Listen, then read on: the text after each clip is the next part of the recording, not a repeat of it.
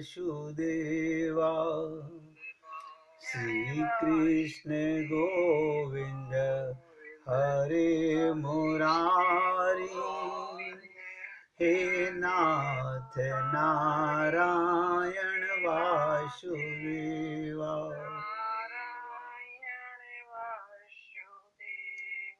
श्री कृष्ण गोविंद हरे मुरारी, हे नाथ नारायण वासुदेवा।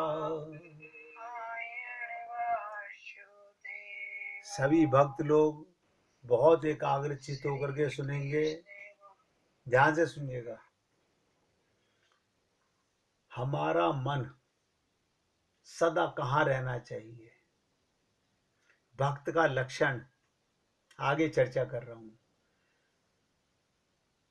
जिस जीव का मन भगवान के चरणों में झुक जाता है, इसी को शरणागति कहते हैं। मन का भगवान में लग जाना,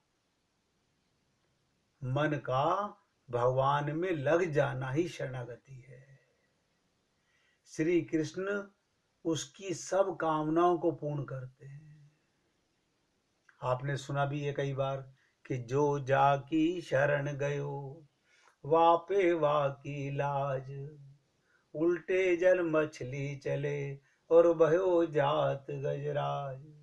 तो आप सोचिएगा कि आपका मन भगवान के चरणों में, ये भगवान के चरणों में क्या हम 24 घंटे अपना मस्तिष्क उठा करके उनके चरणों में रखें? नहीं नहीं नहीं नहीं, ये भी एक समझने की चीज है। रामचरितमानस में आया कि सन्मुख होए जीव मोहि जब हई, सन्मुख होए जीव मोहि जब हई, जन्म कोटि अच ना सही तब हई। ये नियम है परमात्मा का। यदि एक बार भी मनुष्य सच्चे हृदय से भगवान को प्रणाम कर लेता है, उसकी सभी कामनाएं पूर्ण हो जाती हैं। ये प्रणाम करना क्या होता है, ये चरण में झुक जाना क्या होता है? अपने को सदा भगवान का मानना, बस छोटी सी बात है। शरीर को संसार का मानना, शरीर को परिवार का मानना।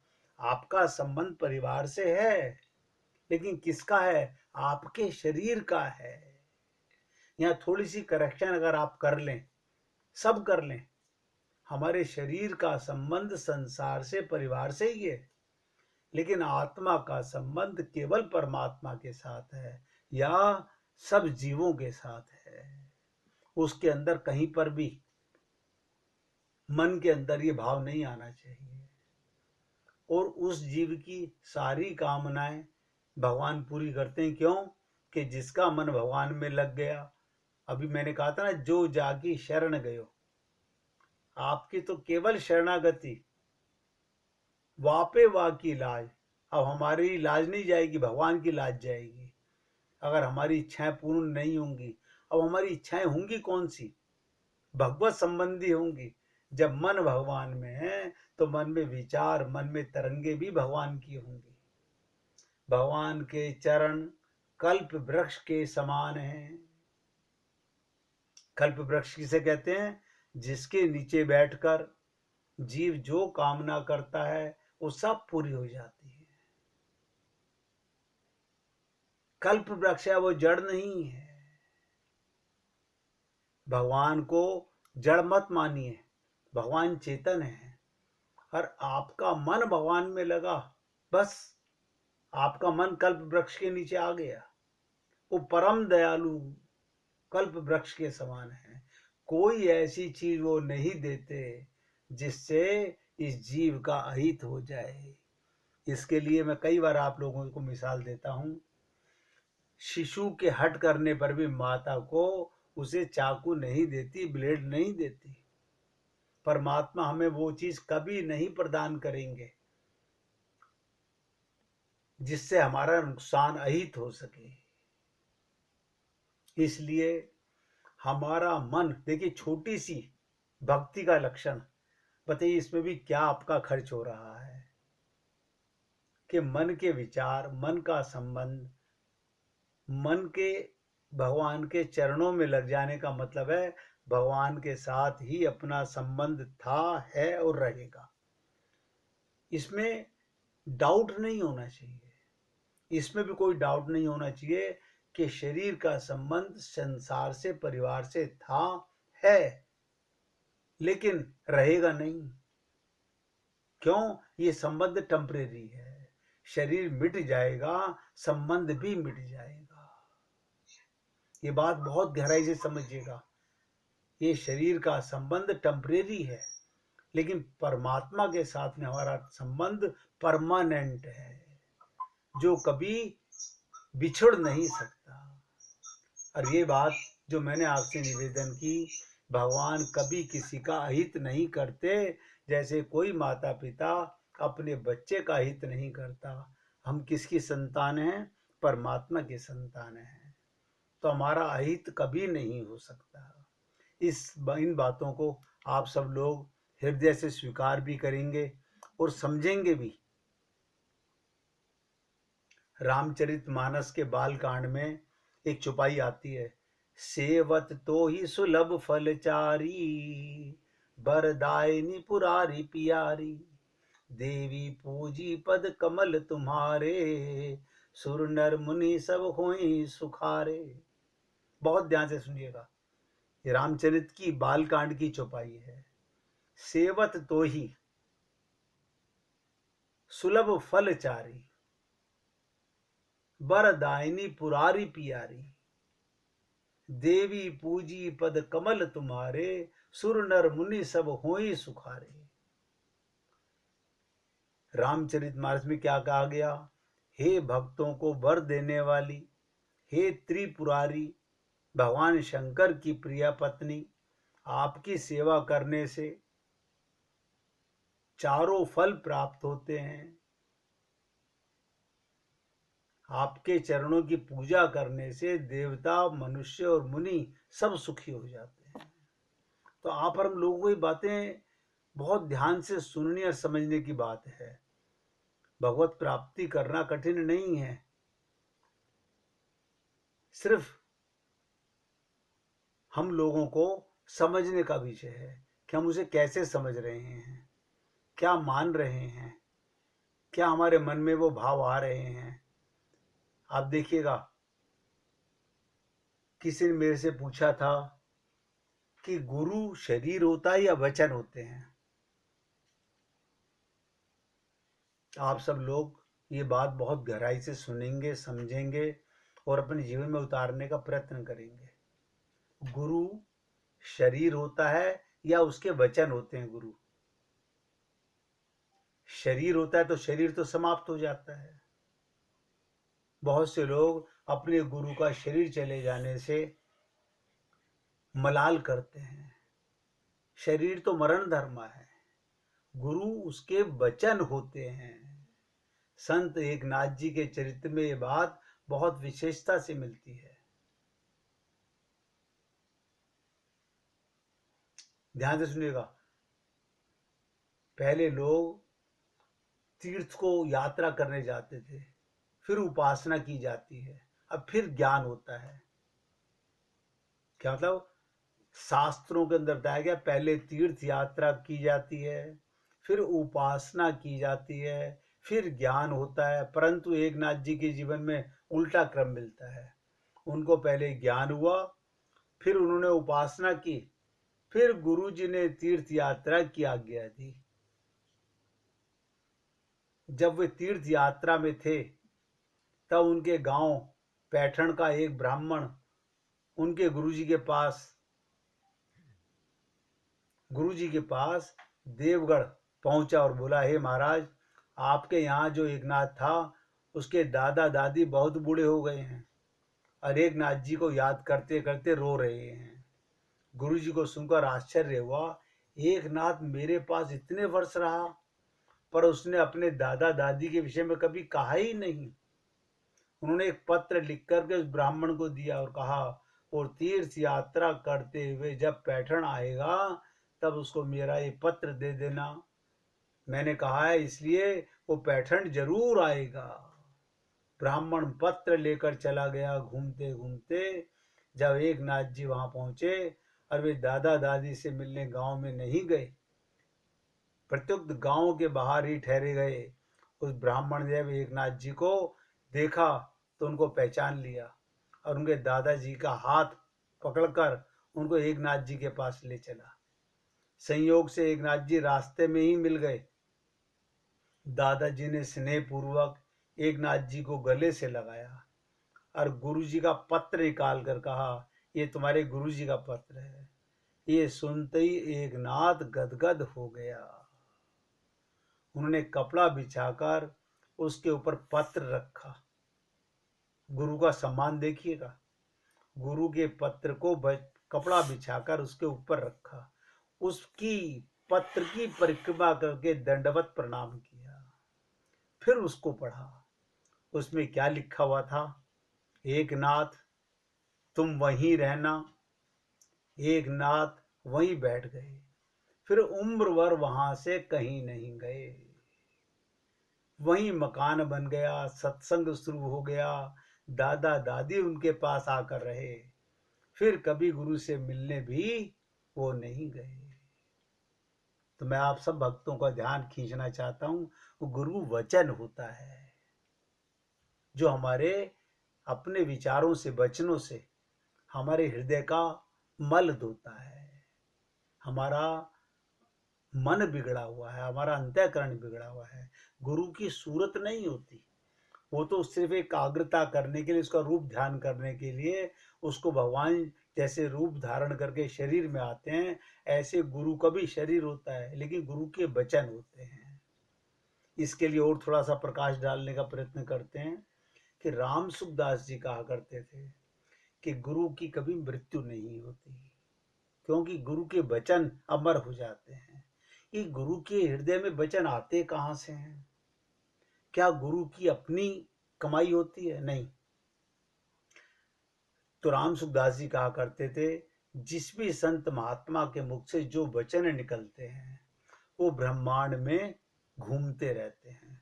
जब भी कभी कोई संत महात्मा गुरु बन के सत्संग कर रहा होता है, आदेश दे रहा होता है, तो उसके सच्चे हृदय में परमात्मा ब्रह्मांड से वो वचन भेज देते हैं।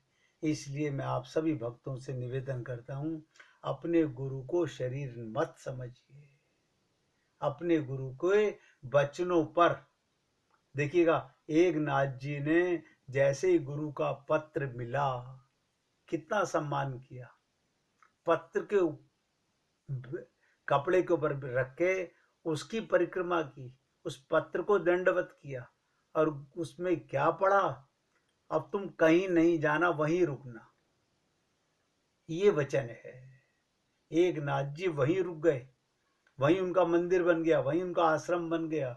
उनके दादा दादी भी उसी गांव में, वहां उनके पास सत्संग सुनने आते थे। ये गुरु के वचन होते हैं। आप और हम लोग अपने मन के गुलाम हैं। गुरु तो सब अपनाते हैं, लेकिन गुरु के वचनों के ऊपर अपना जीवन न्यौछावर करना हर किसी के हाथ की बात नहीं।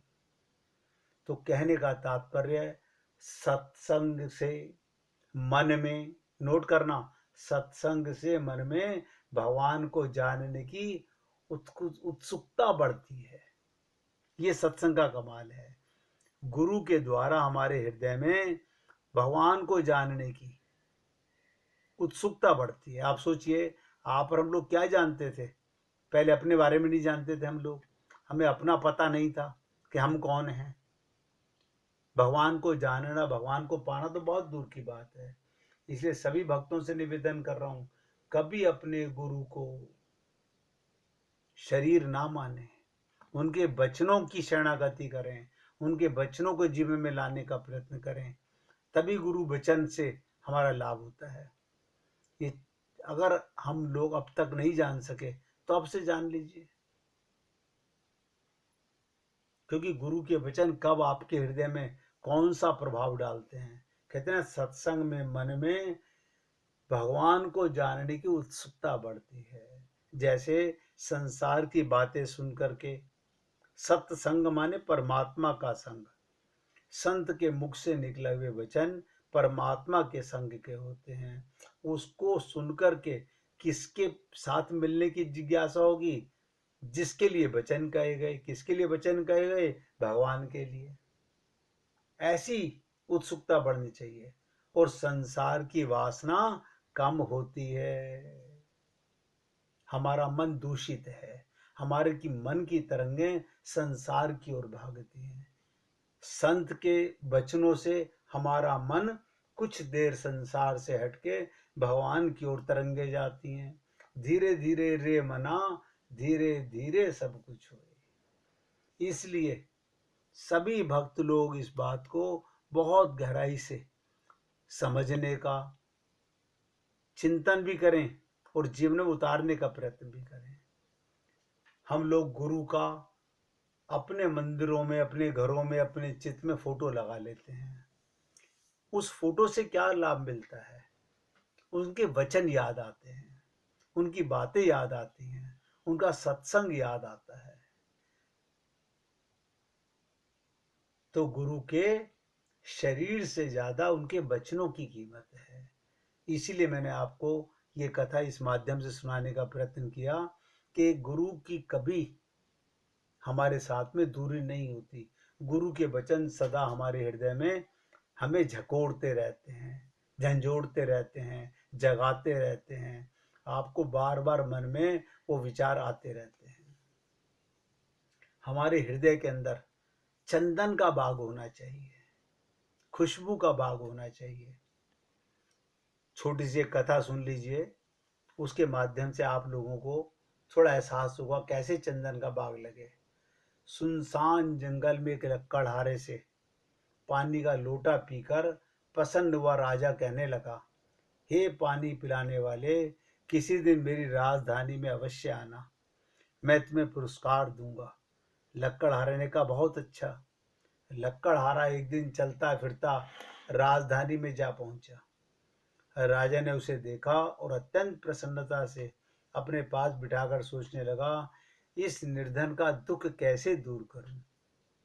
उसने सोच विचार के पश्चात चंदन का एक विशाल उद्यान उसको सौंप दिया। लकड़हारा भी मन में प्रसन्न हो गया, चलो अच्छा हुआ, इस बाग के वृक्षों के कोयले खूब होंगे, देखिएगा।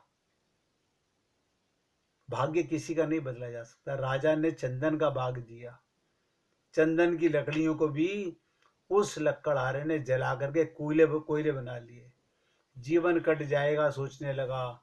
ये सोचकर लकड़हारा प्रतिदिन चंदन काट काट कर कोयला बनाने लगा और उन्हें बेचकर अपना पेट पालने लगा।